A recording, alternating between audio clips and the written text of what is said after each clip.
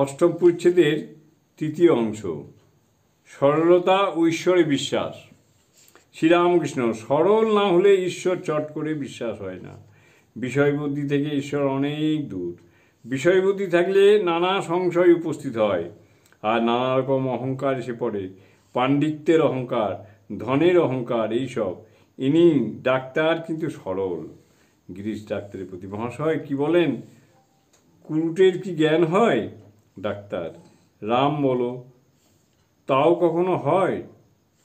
শ্রীরামকৃষ্ণ: কেশব সেন কি সরল ছিল? একদিন ওখানে রাসমণির কালীবাড়িতে অতিথিশালা দেখে বেলা 4টের সময় বলে, হাঁগা, অতিথি কাঙালদের কখন খাওয়া হবে? বিশ্বাস যত বাড়বে, জ্ঞানও তত বাড়বে।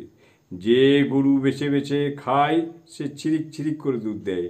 যে গরু শাক পাতা খোসা ভুসি যা দাও গপ গপ করে খায়, সে গরু হুড় হুড় করে দুধ দেয়। সকলের হাস্য। বালকের মতো বিশ্বাস না হলে ঈশ্বরকে পাওয়া যায় না। মা বলেছেন, ও তোর দাদা।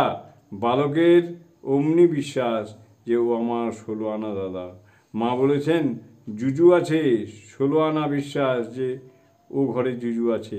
এইরূপ বালকের ন্যায় বিশ্বাস দেখলে ঈশ্বরের দয়া হয়। সংসার বুদ্ধিতে ঈশ্বরকে পাওয়া যায় না।